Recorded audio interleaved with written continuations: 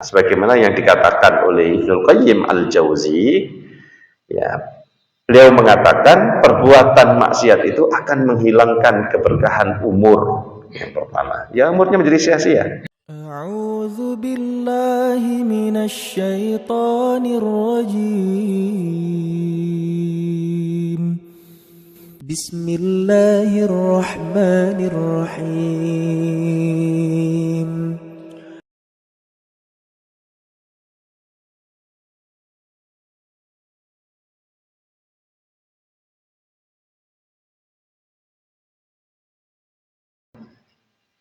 Bismillahirrahmanirrahim.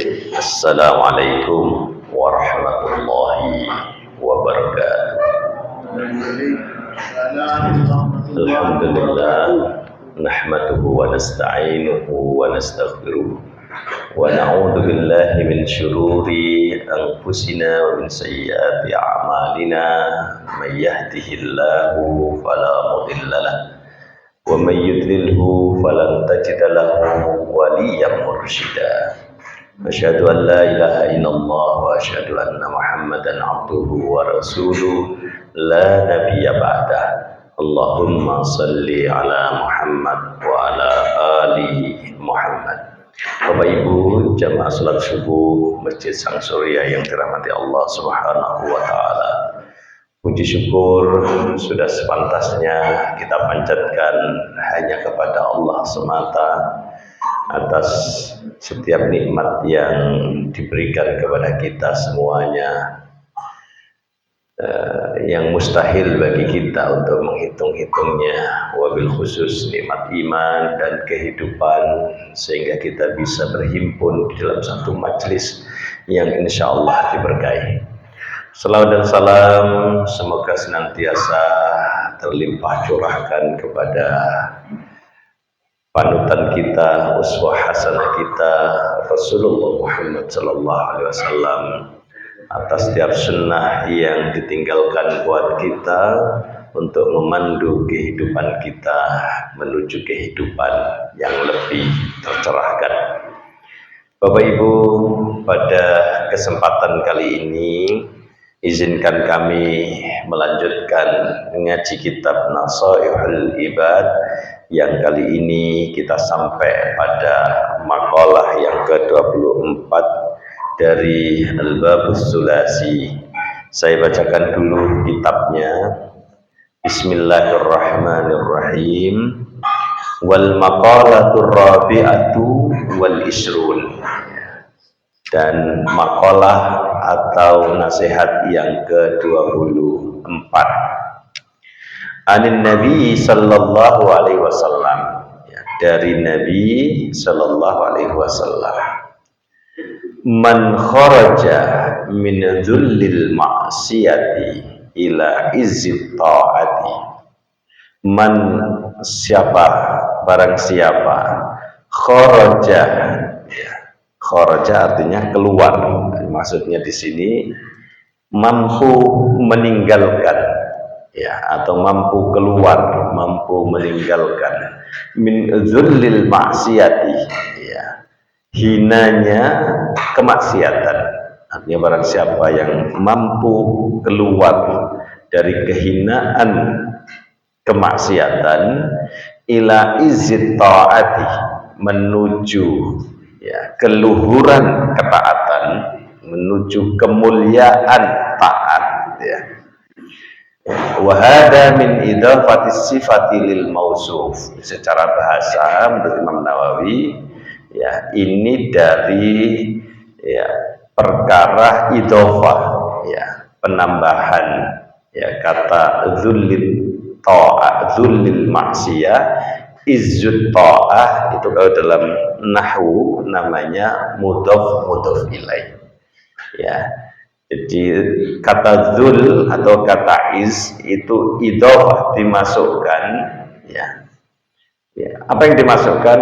Kata sifat, ya, lil mausuf, bagi kata yang disifati, ya. Artinya adalah ai man tarakal maksiyata, ya, barang siapa yang mampu meninggalkan kemaksiatan, allati tusayyiruhu dalilan, di mana kemaksiatan itu akan menjadikan siapa tadi zalilan, terhina, gitu ya.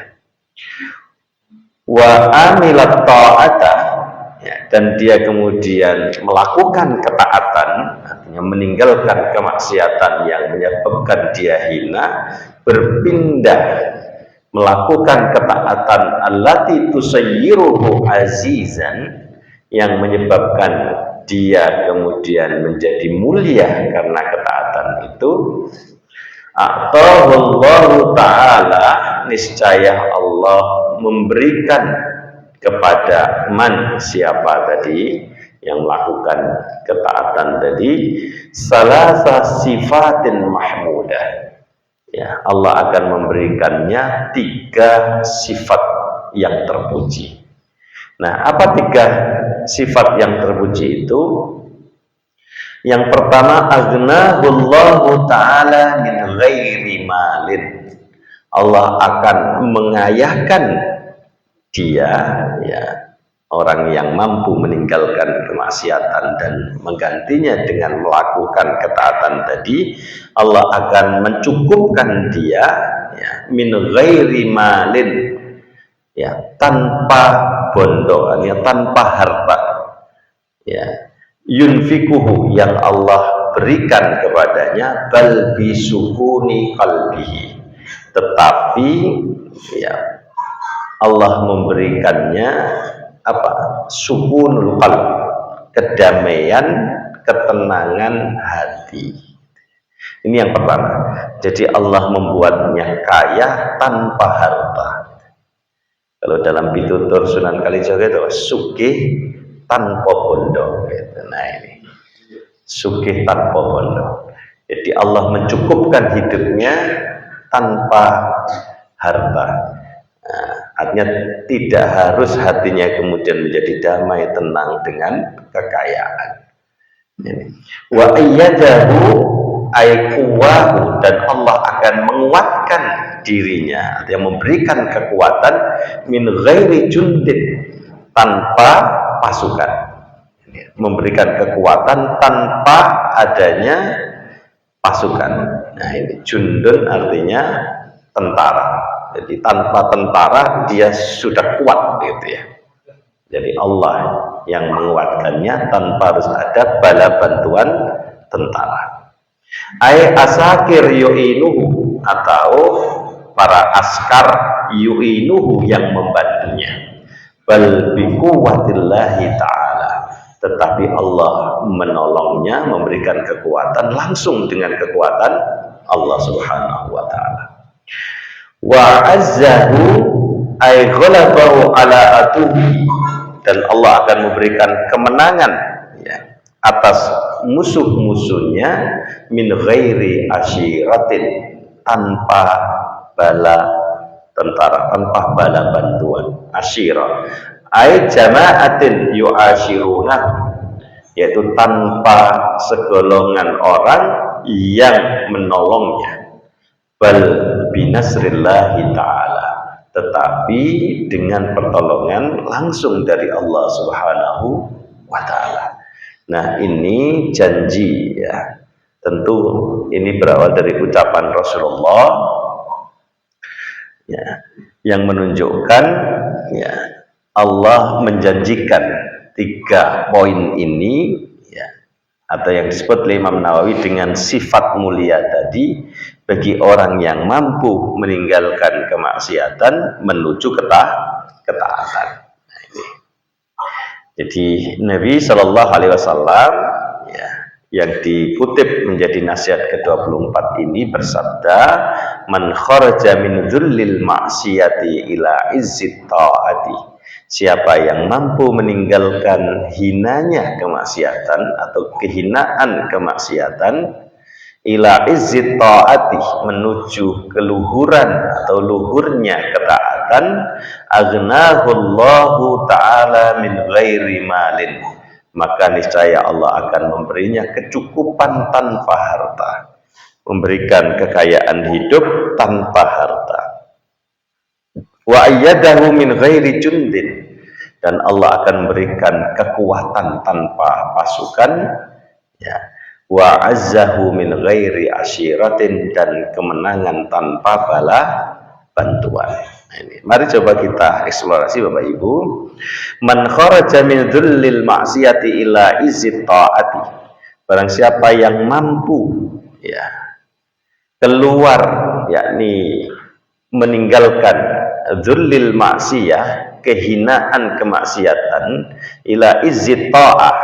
Imam Nawawi memberikan penjelasan yang dimaksud dengan kharaja di sini, yang arti literalnya adalah keluar, artinya adalah meninggalkan, ya, meninggalkan hinanya kemaksiatan. Artinya siapapun yang berbuat maksiat maka itu menjadikan dia hina, ya. Jadi siapa yang melakukan kemaksiatan maka dia pasti terhina. Nah, dan siapa yang mengerjakan taat, ketaatan, pasti dia mulia. Artinya kemaksiatan itu identik dengan kehinaan, sedangkan ketaatan itu identik dengan kemuliaan, keluhuran. Maka Allah akan memberinya 3 sifat terpuji tadi. Nah, apa yang dimaksud dengan mampu meninggalkan hinanya kemaksiatan? Ini menunjuk pada, ya, upaya keras yang harus kita lakukan untuk meninggalkan segala bentuk maksiat atau dosa yang itu menjatuhkan martabat kita dan menjauhkan kita dari Allah Subhanahu wa Ta'ala. Ya. Jadi kata itu, hadis ini menunjukkan bahwa kita perlu kerja keras, gitu ya. Meninggalkan kemaksiatan itu, ya, tidak mudah, gitu. Ya, karena tidak mudah inilah maka Allah menjanjikan, ya, kemanfaatan tadi itu. Ya, ini menunjukkan, ya, kata redaksi man kharaja min dhullil ma'siyati ini mengindikasikan perlunya kerja keras, sungguh-sungguh kita untuk meninggalkan kemaksiatan. Karena memang kemaksiatan tidak mudah, ya. Tidak mudah. Mengapa tidak mudah? Ya, karena di dalam diri kita itu kita punya hawa nafsu. Ya, memang ujiannya di situ, gitu ya. Ya. Kita perlu melihat bahwa kehidupan ini memang diciptakan dalam konteks sebagai ujian. Di antara ujiannya adalah, ya, kita ini begitu dekat dengan kemaksiatan, tapi kita juga dekat dengan ketaatan. Mengapa kita dekat dengan kemaksiatan? Karena memang potensi untuk itu ada di dalam diri kita, yaitu hawa nafsu. Sedangkan dari eksternal itu ada setan, gitu ya. Maka di dalam diri ada nafsu, di luar diri kita ada setan. Ini tantangannya, ya. Maka menjadi berat. Tapi siapa yang bisa keluar atau meninggalkan kemaksiatan yang berat itu, menggantinya dengan melakukan ketaatan, ya, maka Allah akan memberikan, ya, balasan 3 kemanfaatan tadi. Nah, ini untuk menunjukkan kepada kita bahwa meninggalkan maksiat itu tidak mudah. Tetapi ingat, siapa yang melakukan kemaksiatan maka pasti dia mendapatkan kehinaan. Makanya disebut gitu dzullut maksiyah, ya, ini. Nah, kemaksiatan itu ada sesuatu yang pasti hina, gitu ya. Mengapa demikian? Karena dapat merusak jiwa kita. Ya, merusak jiwa kita. Kemaksiatan apa yang tidak merusak? Pasti merusak. Ya, orang yang sering mabuk-mabukan, ya, otaknya bisa rusak, mencelek, gitu ya. Lama-kelamaan kemudian cara berpikirnya tidak waras. Narkoba, narkotika, gitu ya, dan obat-obatan terlarang, gitu, pasti membuat. Bahkan, ya, pornografi pun, ya, itu juga bisa membuat ada satu bagian dari otak kita yang mencelek juga, gitu, menjadikan kita kecanduan dan lain sebagainya itu. Bahkan ada yang menyebut sama bahayanya dengan kecanduan narkoba. Nah, begitu terhinanya kita gitu ya. Nah ini, karena bisa merusak jiwa kita yang mestinya itu bisa ya berpikir dengan waras, ya memiliki kepribadian yang utuh, tapi karena kemaksiatan ya menjadi terganggu jiwa kita, kepribadian kita terganggu, belum lagi kemudian interaksi kita dengan orang lain juga menjadi terganggu gitu ya, karena potensi yang Allah berikan rusak gara-gara kemaksiatan itu. Termasuk juga merusak hubungan kita dengan Allah Subhanahu wa Ta'ala, sudah pasti. Nah, seperti yang kemarin kita katakan, sesungguhnya orang yang berbuat maksiat atau dosa itu ya orang yang dia tak tahu diri gitu ya. Nah, ini perlu kita camkan dalam diri kita ya. Bahasa lainnya apa? Kurang ajar gitu ya. Sudah diberi nikmat oleh Allah untuk hidup di buminya, malah kita berbuat ingkar kepadanya kan gitu. Dengan cara tidak mentaati perintahnya, diminta untuk meninggalkan larangannya malah dikerjakan, kan itu namanya kurang ajar ya. Sudah Allah berikan kenikmatan malah diingkari ya, dengan melakukan kemaksiatan tersebut. Inilah yang dimaksud dengan bahwa kemaksiatan itu adalah sesuatu yang hina, menjadikan kita begitu hina di hadapan Allah Subhanahu wa Ta'ala dan di hadapan manusia. Nah ini termasuk kehinaan itu adalah apa? Hilangnya keberkahan. Nah, ini mari coba kita camkan dalam diri kita ya. Ya, sehingga kalau kita mau berbuat maksiat itu mikir-mikir gitu loh. Karena menjatuhkan martabat kita, termasuk menghilangkan keberkahan dalam hidup kita. Nah, sebagaimana yang dikatakan oleh Ibnu Qayyim Al-Jauzi, ya, beliau mengatakan perbuatan maksiat itu akan menghilangkan keberkahan umur. Yang pertama, ya umurnya menjadi sia-sia. Mestinya 60 tahun ya, Allah berikan usia yang dia bisa gunakan untuk ya kesyukuran, berbuat ketaatan sebagai modal ya bekal menghadapi kematiannya, kok sebagiannya dipakai untuk kemaksiatan ya, mabuk-mabukan, kena narkoba, apalagi Bapak Ibu. Dan biasanya kemaksiatan itu saling sambung sinambung ya, begitu, judi ya dan lain sebagainya, kan menjadi berkurang gitu ya.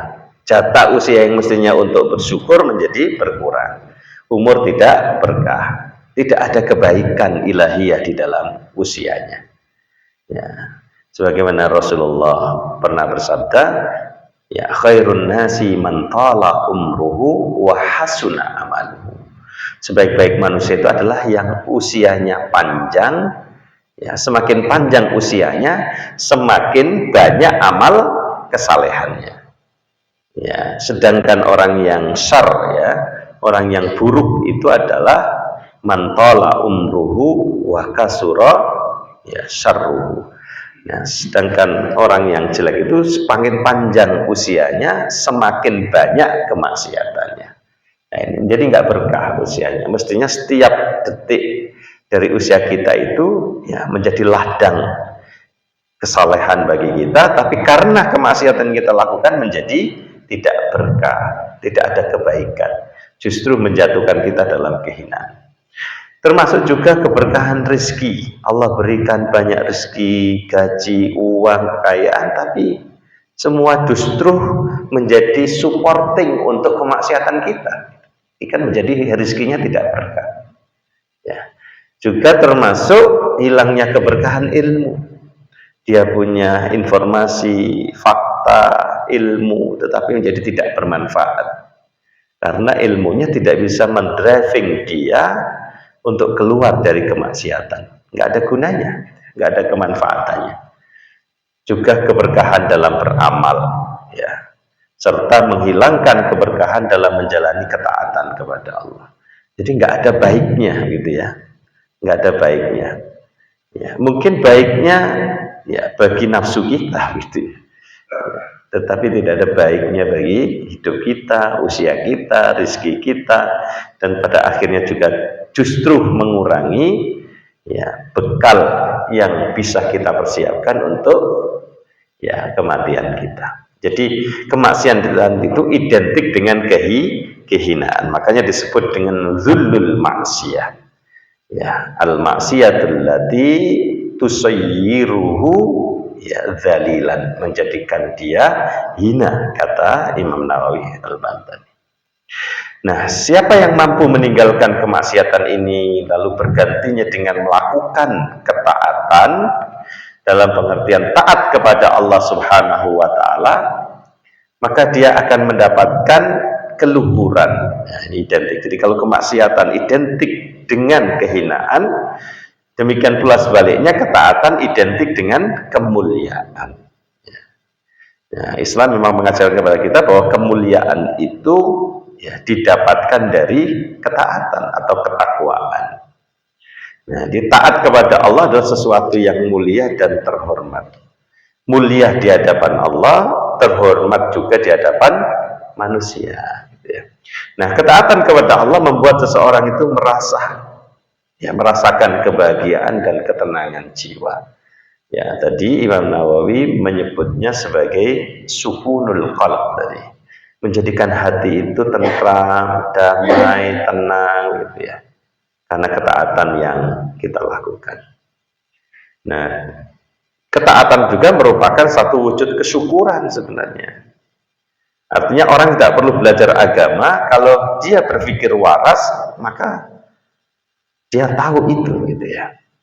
Bahwa ketaatan kepada Allah adalah bagian dari kesyukuran kita. Karena tadi Allah telah memberi nikmat yang luar biasa berupa kehidupan, maka wujud kesyukurannya adalah ya kita taat, sami'na wa ta'na, tunduk patuh kepada Allah Subhanahu wa taala. Maka salah satu bentuk ketaatan kepada Allah adalah rasa syukur kita atas segala karunia yang kita dapatkan.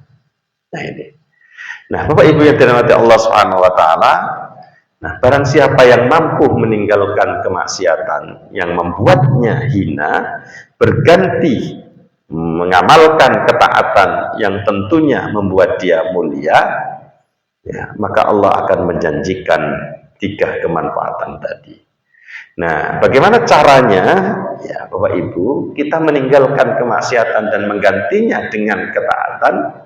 Di antaranya adalah kita bertaladzud ya dengan barang yang halal. Kita belajar untuk bisa merasakan senang, nikmat pada barang yang halal. Nah ini, dan itu diantara ciri para aulia Allah, kekasih Allah itu adalah dia mudah untuk senang dengan barang yang mubah, yang halal. Gus Bah itu pernah mengatakan ya di dalam memberikan syarah ya pada makalah ini, tapi dalam bahasa Jawa biasa ya. Ya, yang dimaksud dengan kehinaan kemaksiatan itu begini. Ya. Kaya apa hinane kita iso seneng nek iso dugem. Betapa hinanya kita. Kalau kita itu baru bisa merasakan senang kalau kita itu melakukan kemaksiatan. Jadi hanya bisa merasakan nikmatnya kemaksiatan. Iso seneng nek iso kelabing, iso seneng nek iso mangku cah wedok ayu misalnya. Baru merasakan nikmat. Nek mangku bojone dhewe gak iso. Dengan betapa hinanya kita gitu ya. Masa untuk bisa mendapatkan rasa senang saja harus melalui maksiat.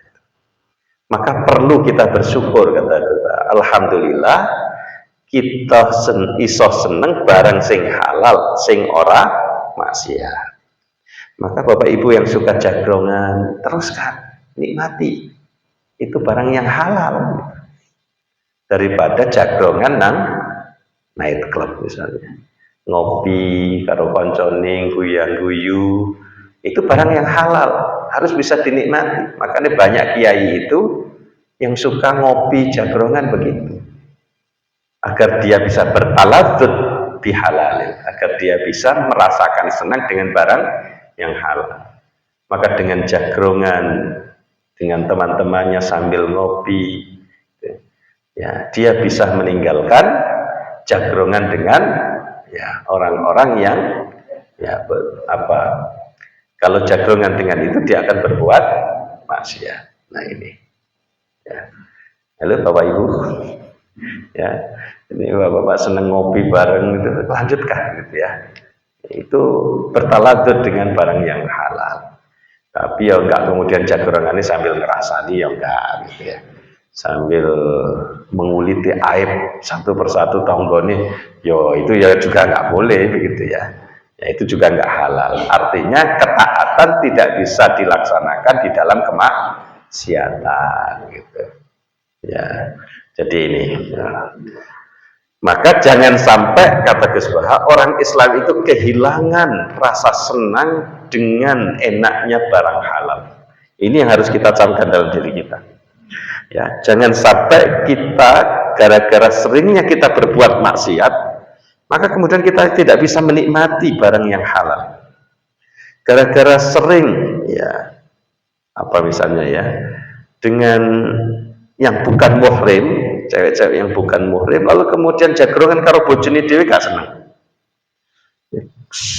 Gara-gara seneng guyon karo wong wedok liyane, guyon karo bojone iku gak merasa nikmat gitu. Itu kan cilok kok itu.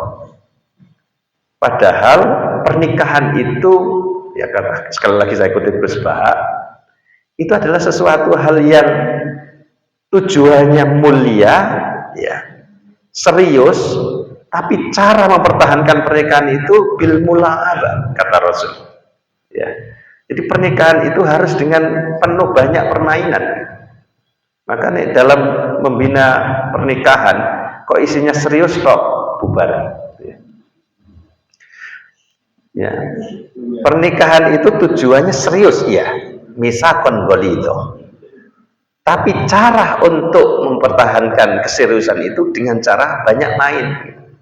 Makanya disebut dengan mula'abah.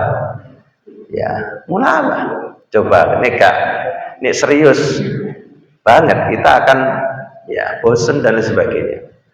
Bojone sing wedok wis cerita, wah, wingi ku ngene-ngene, padahal diceritani ping 700 jaran gitu ya.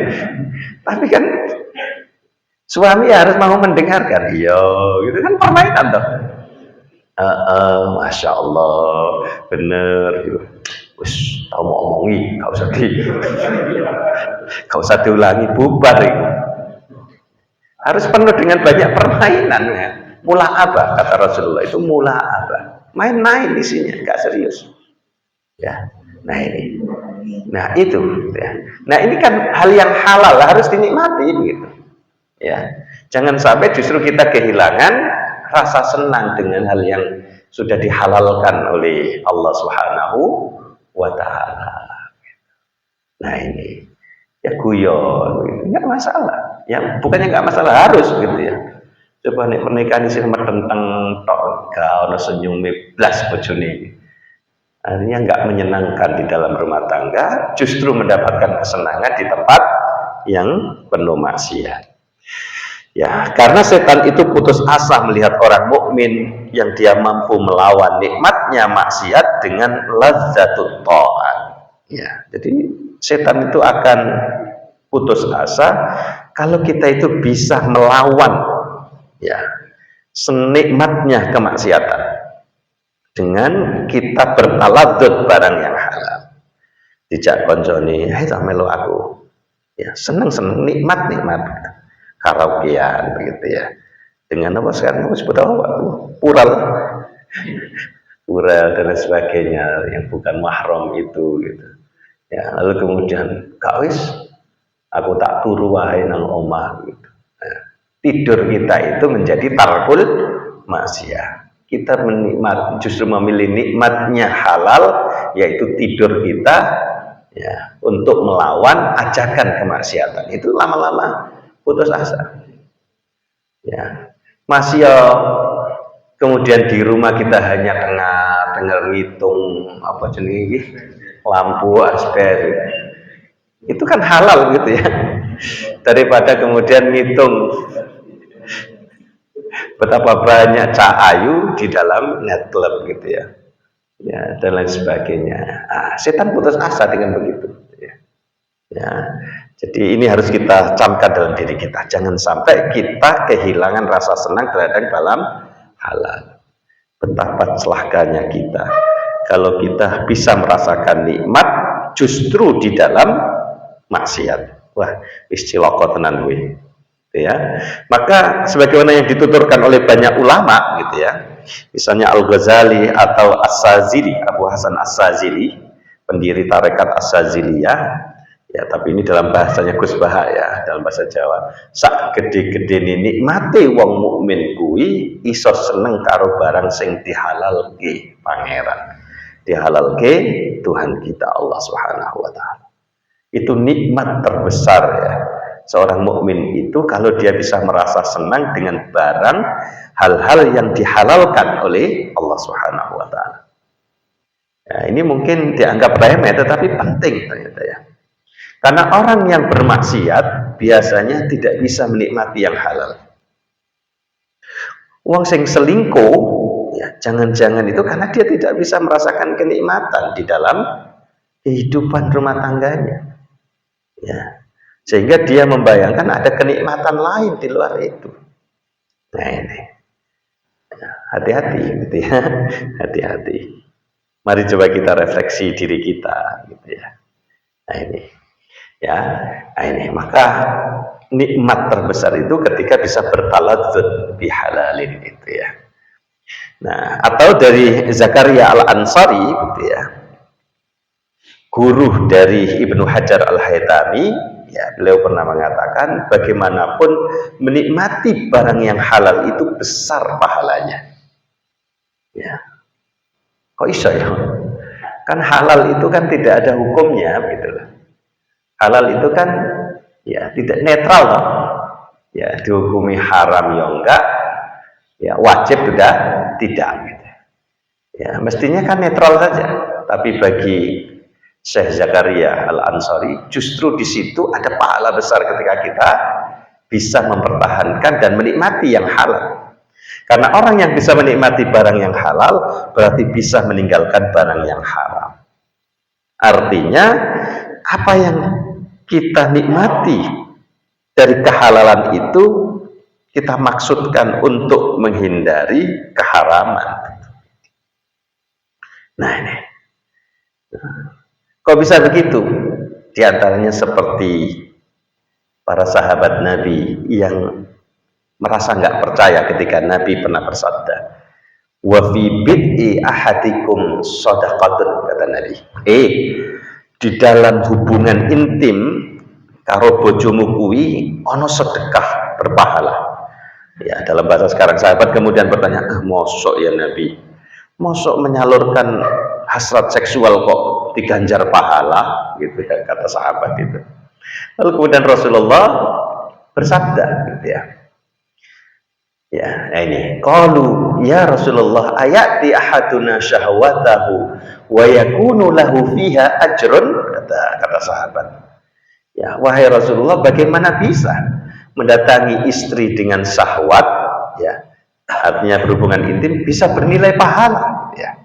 Lalu qala, bersabdalah Rasulullah, ara'aitum law wada'aha fi haramin akana alaihi fiha wizrun.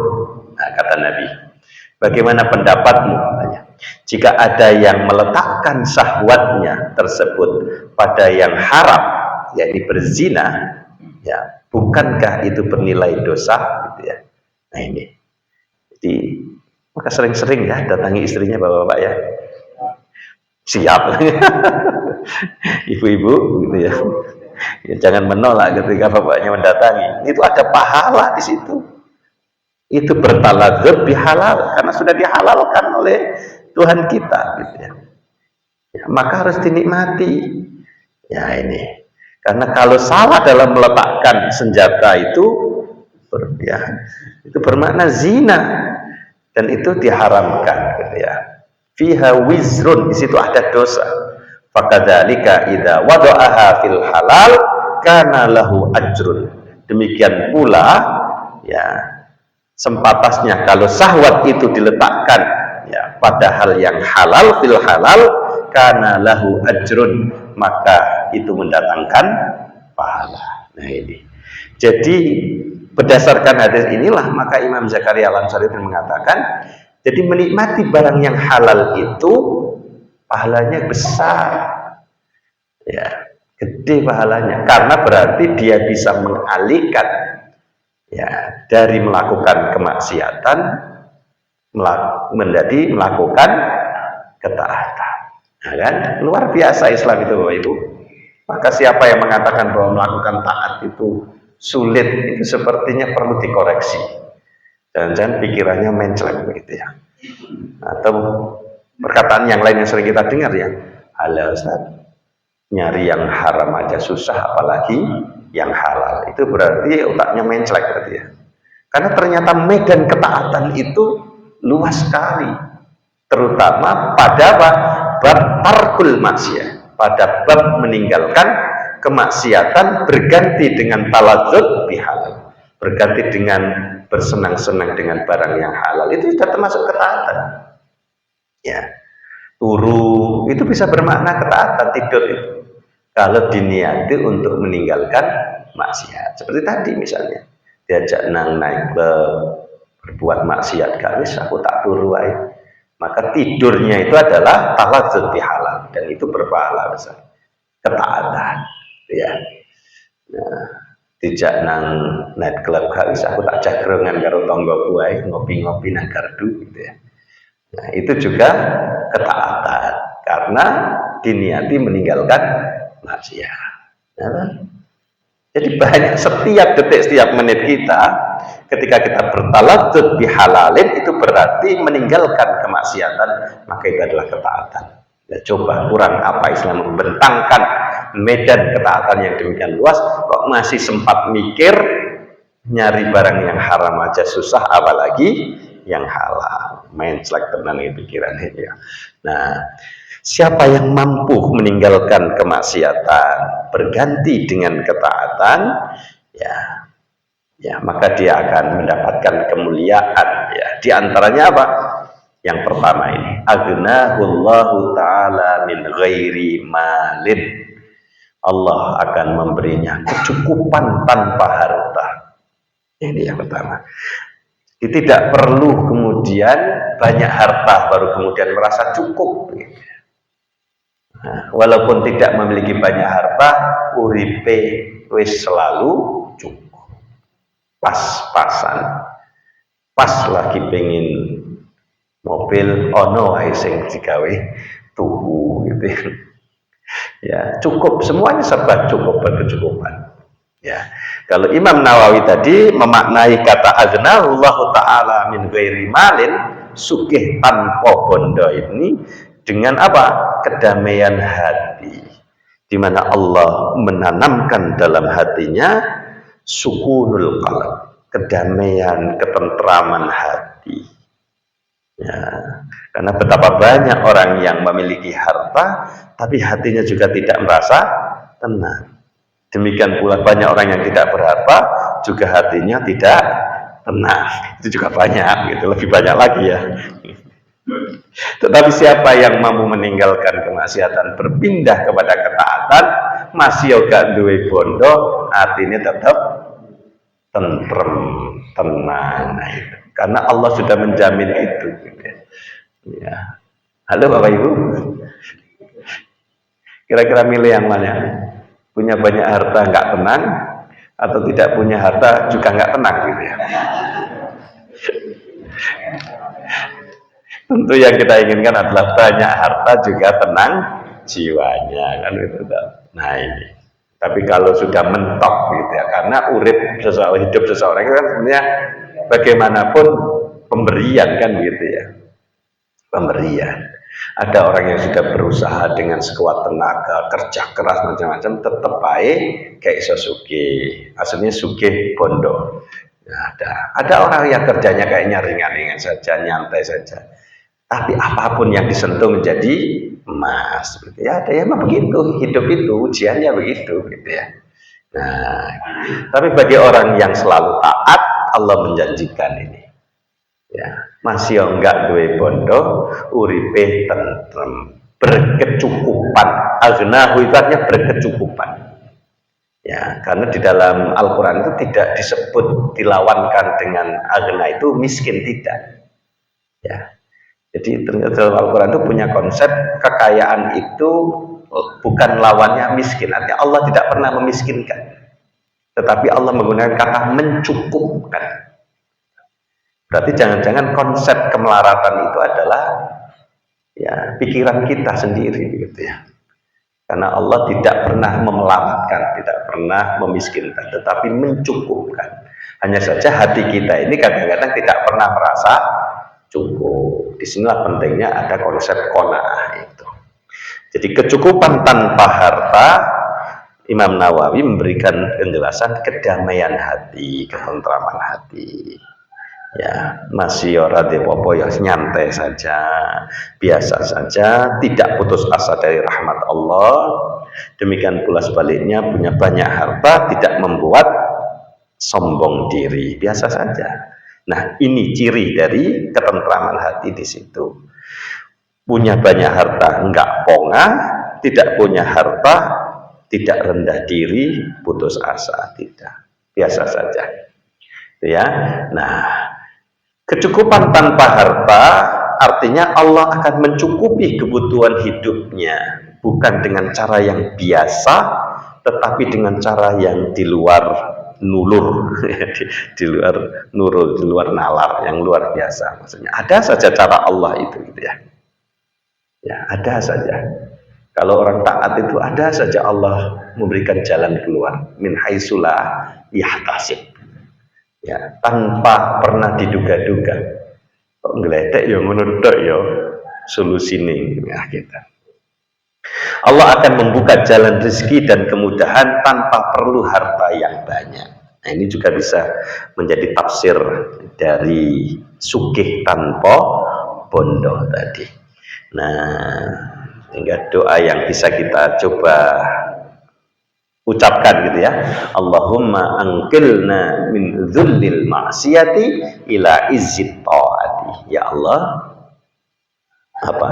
Angkilna itu pindahkan kami ya. Ya. Min dhullil ma'siyati, dari kehinaan maksiat, ila izzit ta'ah, menuju keluhuran taat. Nah, ini. Ya, sering coba kita ucapkan dalam doa kita ya, memohon kepada Allah agar Allah memudahkan kita untuk berpindah dari kemaksiatan menuju ketaatan. Lalu kemudian janji Allah yang kedua, wa ayyadahu min ghairi jundin, dan Allah akan memberikan kekuatan, menguatkan dirinya tanpa pasukan. Artinya kalau dalam ditutur Sunan Kalijaga digdaya tanpa aji, sakti tanpa aji. Wah, ini kan luar biasa ya, digdaya tanpa aji. Nah, cocok nih. Pakaiannya kayak pakaiannya Sunan Kalijaga. Tak tunjukkan pakaiannya Sunan Kalijaga ini dalam gambarnya. Nah, kan pada dong. Sak warna-warnanya pada itu. Jadi ngeluruk tanpa bolo, menang tanpa ngasorake, sakti tanpa aji-aji. Nah ini, wis gak perlu banyak pasukan, ya dewean wis wani, wah iso menang gitu ya. Nah ini, jadi wa ayyadahu min ghairi jundin itu, ya sakti apa tadi apa digdaya tanpa aji. Nah ini, nggak perlu banyak jimat, pasukan dan sebagainya ya, kekuatan wis kuat karena Allah yang menguatkan langsung. Jadi Allah memberikan kekuatan dan pertolongan tanpa perlu kekuatan fisik atau bantuan manusia. Nah, Allah Al-Qawi yang maha kuat. Maka orang yang taat dekat dengannya Allah begitu mudah melimpahkan kekuatannya. Ya. Seperti cerita tentang Sunan Giri ya, yang kemudian disimbolkan apa itu kesaktiannya itu apa? Kalau munyeng gitu ya. Apa? Keris kalau munyeng gitu ya. Gitu ya. Yang itu di dalam babat tanya Jawi disebut sedemikian gitu ya. Bukan berarti kemudian Sunan Giri itu punya kesaktian ya itu gitu ya, kalam munyeng gitu ya. Itu menjadi satu metaforis kekuatan beliau ya, dengan kalam itu ucapan yang membuat pasukan Majapahit yang mau menyerbu ya padepokannya itu menjadi kebingungan gitu ya. Artinya kekuatan berretorika kata Ustaz Salim Afila itu. Kekuatan berretorikanya memahamkan pasukan itu ya yang sedang terjadi perang saudara itu ya untuk kemudian memahami ternyata ini nggak ada baiknya gitu. Ya ini sehingga kemudian di metaforiskan, dikiaskan aji-ajinya itu adalah keris kalah munyang begitu. Nah ini. Jadi kekuatannya di situ Allah langsung memberikan bantuan dari kemahadasatan kekuatan Allah Subhanahu wa taala tanpa bantuan manusia. Ya, Allah Subhanahu wa taala kata Imam Nawawi Al-Bantani memberinya kekuatan tidak dengan pasukan yang membantunya tetapi langsung ya biquwatillah dengan kekuatan Allah Subhanahu wa taala digdoyo tanpa haji. Lalu kemudian yang ketiga wa azzahu min ghairi asyiratin. Ya. Jadi Allah akan memberikan kemenangan ya izzun min ghairi asyiratin tanpa bala bantuan. Ya, Allah memberinya kemenangan atas musuh-musuhnya kata Imam Nawawi Al-Bantani tanpa bantuan bala tentara manusia tetapi dengan pertolongan dari Allah Subhanahu wa taala. Ya, nah ini ya seperti pituturnya Sunan Kalijaga, mungkin Sunan Kalijaga juga ya mengambil dari hadis ini tetapi dengan bahasa yang dipahami oleh kaumnya gitu ya. Nyeluruk tanpa boloh gitu ya. Ini kan jadi nggak ada pasukan tapi membuat dia itu punya keberanian dan bisa mengalahkan gitu ya. Menang tanpa ngasarake, sakti tanpa aji-aji, sugih tanpa bondo. Nah ini saya yakin ini ya Sunan Kalijaga memahami hadis ini lalu kemudian menuturkannya dalam bahasa yang dipahami umatnya. Nah ini Bapak Ibu apa yang bisa coba kita eksplorasi dari nasihat yang ke berapa tadi 24 gitu ya yang diambil dari hadis Nabi agar kita ini ya mencoba terus istiqomah di dalam apa? Di dalam meninggalkan kemaksiatan yang membuat kehinaan ya berganti dengan mengamalkan ketaatan yang tentunya menjadikan kita penuh kemuliaan dan keluhuran. Nah, siapa yang mampu meninggalkan maksiat menuju taat, niscaya Allah akan tadi mengayahkan kita tanpa harta, sugih tanpa bondo. Ya, membuat kita kemudian kuat tanpa harus punya pasukan gitu ya. Digdoyo tanpa aji wa azzahu min ghairi asyiratin dan kita menang ya tanpa modal mungkin begitu ya, tanpa modal bantuan bala bantuan dari ya pasukan kita, orang-orang kita. Nah, itu Bapak Ibu ya apa yang kita coba bisa eksplorasi ya pas 45 menit gitu ya. Ada pertanyaan? Ya, silakan. Dari hadis tadi tentang siapa yang meletakkan istrinya. Oh ini yang menarik ternyata ya. Di dalam kaidah usul fikih ada yang disebut dengan nama dalil khitab atau mafhumul mukhalafah. Apakah itu Nabi sudah menjelaskan tentang itu? Ya, betul. Ya di situ ada fahmul mukhalafah, ada pemahaman terbaliknya. Kalau orang meletakkan syahwatnya pada barang yang diharamkan, maka ada dosa di situ. Ya, fihi apa tadi disebutkan oleh Nabi dosa. Ya, sedangkan kalau diletakkan pada tempatnya ya, yang dihalalkan oleh Allah, maka pasti di situ ada pahala. Ini ya Nabi menggunakan cara berpikir ya fahmul mukhalafah itu. Betul. Ya. Nah, Para sahabat aja merasa heran, kok iso? Maksudnya kan seneng-seneng kok malah berpahala gitu. Nah itu makanya bagi yang masih bujang itu belum banyak pahalanya karena belum bisa mengais pahala dari yang halal gitu ya. Makanya kayak kan Nabi menganjurkan cepat-cepat nikah gitu ya. Ya, karena di situ banyak pahala yang bisa didapatkan dari barang yang halal gitu ya. Ya. Tergantung kalau itu ya. Ya tambah gegeran nggak berpahala gitu. Oke. Saya kira demikian, Bapak Ibu. Ada lagi? Nih, kalau mantuk-mantuk ini berarti sudah terbiasa nih, mengambil kesenangan pada barang yang halal ini ya.